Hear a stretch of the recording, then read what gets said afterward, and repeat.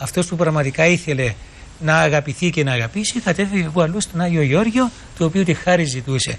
Βέβαια, κάτι παρόμοιο γινόταν και παλαιότερα πριν τον πόλεμο στο χωριό Μάσαρη, στο διαμέρισμα του Μόρφου, όπου υπήρχε ο Άγιος Αντώνιος, το εκκλησάκι του με την καμπάνα πάνω σε ένα δέντρο, στον κλόνο ενός δέντρου, και έκαναν κάτι παρόμοιο που θα δούμε ότι έκαναν μέσα στο. Κάνετε αναπαράσταση δηλαδή. Βάλαμε τη Σόφη και έδωσε 3 γυρούς της εκκλησίας, ναι. Να πούμε βέβαια είναι υπό ανακατασκευή η εκκλησία. Ναι, αλλά η αναπαράσταση τι κάνατε έτσι, για να τη δούμε, να τη μοιραστούμε με τους τηλεθεατές μας. Πάμε να δούμε το βίντεο και επιστρέφουμε, κυρίες και κύριοι.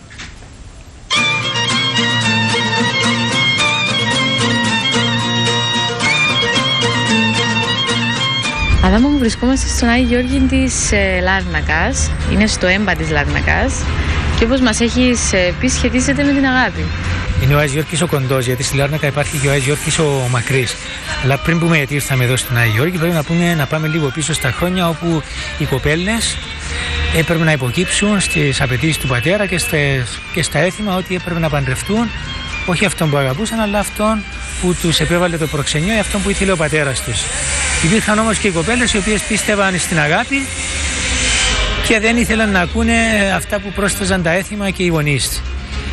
Μη έχοντας λοιπόν που αλλού να καταλήξουν, κατέφευγαν στη χάρη κάποιων Αγίων, όπως είναι ο Άγιος Γεώργιος και άλλοι, και ο Άγιος Θεόδωρος ο Στρατιλάτης, και αυτός βοηθούσε. Όμως ο Άγιος Γεώργιος, επειδή είναι πολύ γνωστός για το ότι σου βρίσκει ό,τι χάσεις, αλλά σου δίνει και ό,τι ζητήσεις, φτάνει να είσαι καλός άνθρωπος και πιστός. Εφόσον λοιπόν σου έβρισκε ό,τι ήθελες, οι κοπέλες κατέφευγαν στον Άγιο Γεώργιο για να τους βρει αγαπητικό και ιδιαίτερα να τους βρει τέρη για να παντρευτούν. Ή για να ζητήσουν τη χάρη του, να βοηθήσει, να βάλει το χέρι του για να παντρευτούν αυτόν που αγαπούσαν. Ο πιο γνωστός από τις εκκλησίες, οι πιο γνωστές από τις εκκλησίες του Αγίου Γεωργίου ήταν αυτή του Αγίου Γεωργίου Κοντού στη Λάρνακα, στο έμπα της Λάρνακας από τη Λευκοσία, ας πούμε, προς τη Λάρνακα.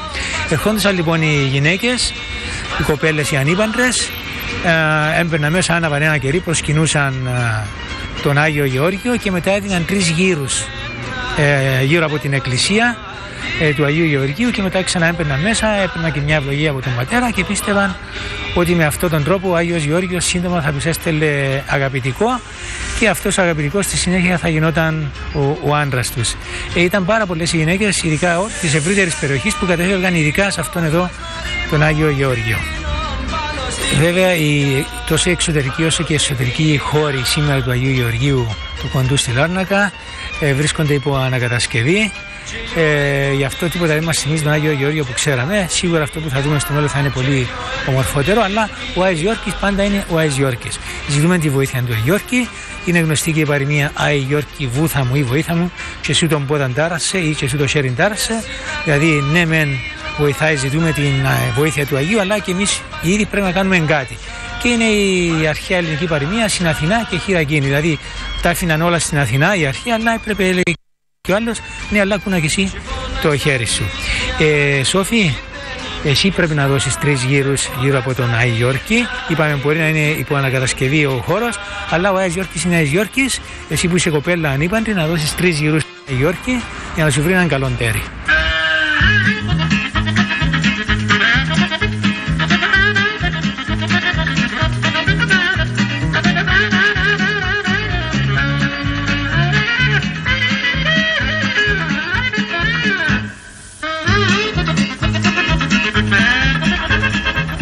Ελλάδα, Σοφή, ξιάσα να σου πω κάτι πριν να δω και στους γύρους. Δεν με αρέσει σήμερα.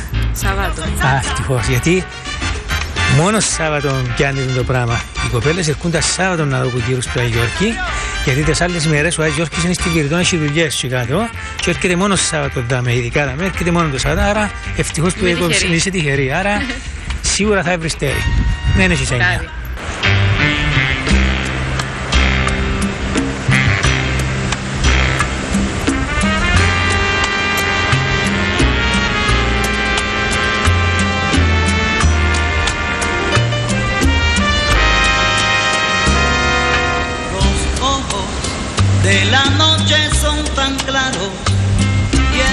Πήγα και γέμωσα την κούζα με νερό θαλασσινό, γιατί θέλω να κάνω μια γυθιά για να κερδίσω την αγάπη και τον έρωτα μιας γυναίκας. Λοιπόν, το νερό το θαλασσινό τώρα, που πάνω του είναι να θκευάσω που τους τρεις ψαλμούς που τον 75, 76 και 77. Την ώρα που σας έκανα ούσου που πήγαινα να βάλω νερό, πρέπει να είναι ασύντυχο το νερό. Δηλαδή την ώρα που το πιάνω να με συντυχάνω, να με λαλώ τίποτε. Ο 75ος ψαλμός ξεκινά έτσι. Γνωστός εν τη Ιουδαία ο Θεός, εν το Ισραήλ με το όνομα αυτού.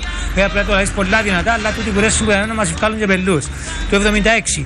Φωνή μου προς Κύριον και έκραξα, φωνή μου προς Θεόν και προσέσχεμη. Και 77.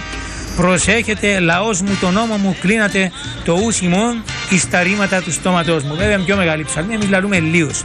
Τώρα, τούτα πράγματα, τους ψαλμούς πρέπει να τους συγγράψω. Πας στο χαρτί, πάνω σε ένα χαρτί, να τους συγγράψω.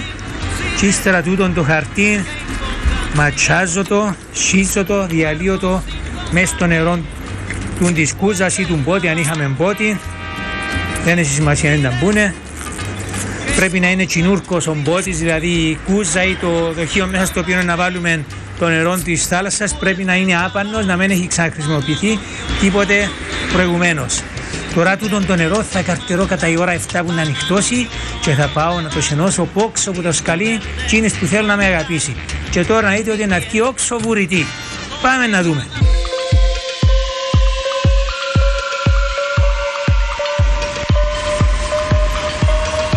Ενύχτωσε να σενώσω νερό όξο που το σκαλεί της και θωρεί μας κανένας.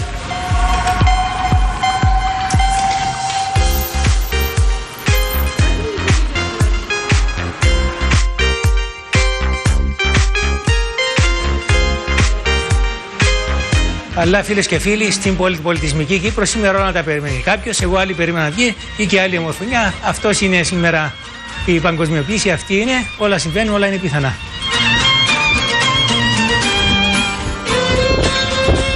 Μάλιστα.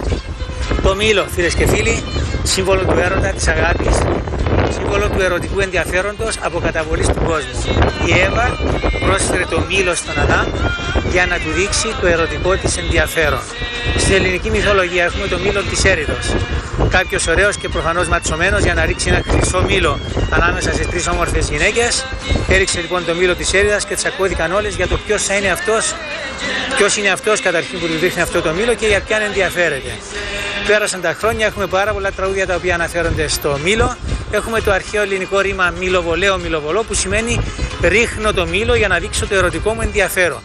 Και ο μύθος έφτασε μέχρι τις μέρες μας, συντηρήθηκε μέσα στο κυπριακό μουσικό ρεπερτόριο με το πιο άλλο τραγούδι «Εσύρα το μήλο, εσύρα το μήλο και ναι τσίλησε και να τη φιλήσω είναι καήλισε».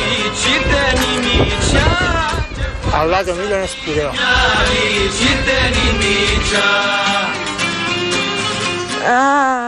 Πάντως να έκαμε τσι ηθοποιός.